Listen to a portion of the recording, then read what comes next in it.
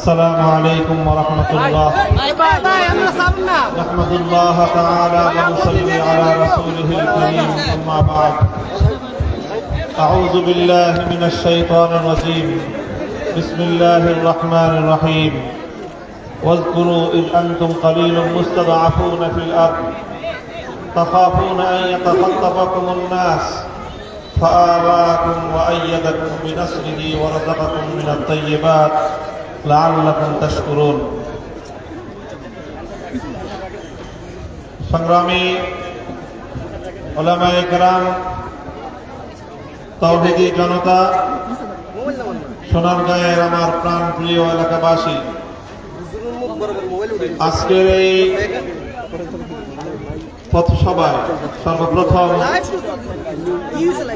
বৈষম্য বিরোধী আন্দোলনের শাহাদাত বরণকারী সকল শহীদদের রূহের মাগফিরাত কামনা করছি। আল্লাহ রাব্বুল আলামিন যেন আমাদের এই সকল শহীদদের শাহাদাতকে কবুল করেন, তাদের সন্তপ্ত পরিবার পরিজনকে আল্লাহ ধৈর্য ধারণ করার তৌফিক দান করেন এবং উত্তম বিনিময় দুনিয়া আখিরাতে দান করেন। আমি স্মরণ করছি আজকে অত্যন্ত গভীর শ্রদ্ধা এবং হৃদয় নিংড়ানো ভালোবাসা, হৃদয়ের রক্তক্ষরণ সহ আমাদের প্রিয় ভাই মাওলানা ইকবাল সাহেবকে, যার শাহাদাত, যার মৃত্যু বিশেষ করে আমাকে এতটা বেশি মর্মাহত করেছে যে আমার কারা জীবনের 3 বছরের সবচেয়ে দুঃখজনক এবং সবচেয়ে হৃদয় বিদারক ঘটনা ছিল এটি। এই ভাইয়ের জন্য এবং তার পরিবারের জন্য আমি আপনাদের সকলের কাছে দোয়া চাই যে মরহুম শহীদ ইকবাল রহমতুল্লাহ আলীকে যেন আল্লাহ পাক জান্নাতুল ফেরদৌস দান করেন এবং তার রেখে যাওয়া আদর্শ যেন তার পরবর্তী প্রজন্ম ধারণ করতে পারে। আমি শুকরিয়া জানাই বিশেষ করে সোনারগাঁও থানা এবং সোনারগাঁয়ের পাশাপাশি বন্দর, গজারিয়া এবং রূপগঞ্জ থানা 2500, এই সকল থানাগুলোর শত শত হাজার হাজার ধর্মপ্রাণ মুসলমান নারী পুরুষ আবাল বৃদ্ধ বনিতা, যারা আল্লাহর দ্বীনকে এবং আল্লাহর দ্বীনের উসিলায় আমাকে ভালোবেসে মহব্বত করে তারা ত্যাগ এবং কোরবানির একটি অনন্য দৃষ্টান্ত স্থাপন করেছেন। শত শত মানুষ কারাগারে নিক্ষিপ্ত হয়েছেন, দিনের পর দিন তাদেরকে ফেরারি জীবন যাপন করতে হয়েছে। আমি আজ এই সোনারগাঁয়ের সমাবেশ মঞ্চ থেকে জনগণকে বলতে চাই যে আমাদের ওই ঘটনায় আমরা যারা একসাথে কারারুদ্ধ হয়েছিলাম, আমরা তারা সকলে মিলে একদিন বসবো ইনশাআল্লাহ, এবং এই সোনারগাঁওকে প্রকৃত একটি অঞ্চল হিসেবে গড়ে তুলবার জন্য আমরা একসঙ্গে কাজ করব। হিংসা বা বিদ্বেষের বশবর্তী না হয়ে স্বাভাবিকভাবে উদারতার দৃষ্টিভঙ্গি নিয়ে আমরা কাজ করব। তবে মনে রাখতে হবে, হযরত রাসূল সাল্লাল্লাহু আলাইহি ওয়াসাল্লাম যেদিন ঐতিহাসিক মক্কা বিজয় করেছিলেন, মক্কা বিজয়ের দিন আল্লাহর নবী সাধারণ ক্ষমা ঘোষণা করেছিলেন, কিন্তু একটা ব্ল্যাক লিস্ট ছিল নবীজির, একটা ব্ল্যাক লিস্ট। কিছু দুরাচার, যাদের অত্যাচার অবিচার সীমাতিরিক্ত ছিল, তাদের ব্যাপারে আল্লাহর নবী ঘোষণা করেছিলেন তাদের কোনো ক্ষমা নেই। সোনারগাঁয়ের এই শত শত মানুষের উপর নিপীড়নের জন্য চিহ্নিত কিছু ব্ল্যাক লিস্টেড মানুষ দায়ী, তাদের তালিকা আমরা ঘোষণা করব প্রয়োজনে, এবং তাদেরকে সোনারগাঁয়ে চিরদিনের জন্য অবাঞ্ছিত ঘোষণা করতে হবে। প্রিয় এলাকাবাসী, সোনারগাঁয়ের মানুষ, সোনারগাঁয়ের সর্বস্তরের তাওহীদি জনতা, আমরা আল্লাহ পাক রব্বুল আলামিনের দরবারে শুকরিয়া আদায় করি যে আমাদের 16 বছর অন্ধকার সময়ে আমাদের বুকের উপর চেপে বসেছিল এক জালিমশাহী জগদ্দল পাথরের মতো। বাংলাদেশের মানুষের ধারণা হয়ে গিয়েছিল যে এই জালিমশাহীকে বুঝে আর আমাদের বুকের উপর থেকে নামানো সম্ভব না। আর তাদের আত্মবিশ্বাস এই পরিমাণ ছিল যে তাদেরকে হটানোর মতো, অপসারণের মতো কোনো শক্তি নেই।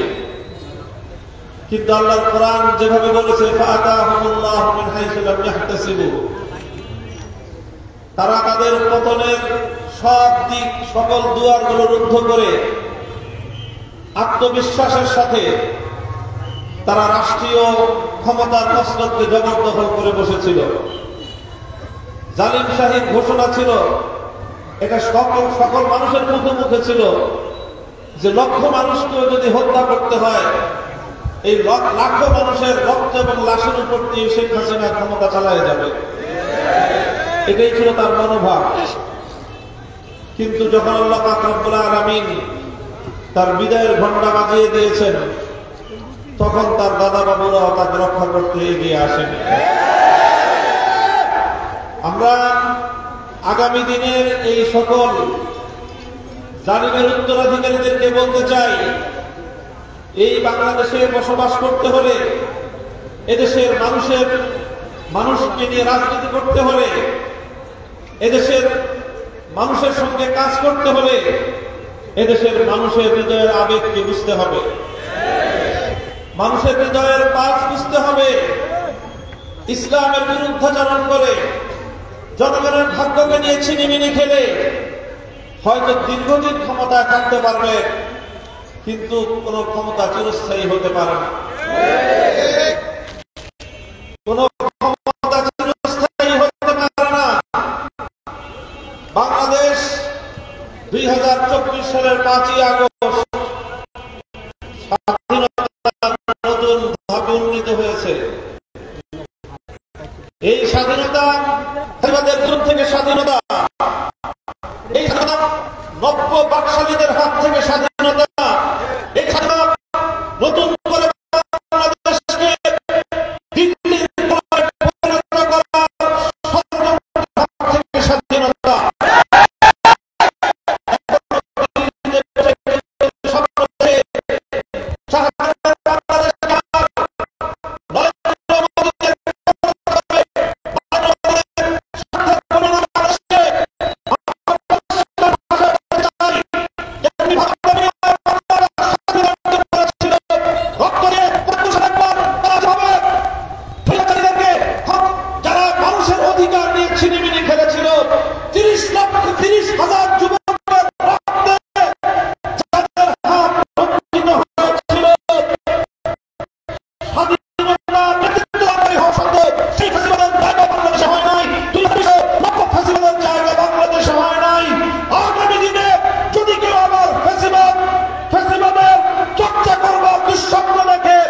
স্পষ্ট বার্তা দিয়ে দিতে চাই, বাংলাদেশের মানুষ আর কোনদিন ফ্যাসিবাদকে মেনে নেবে না।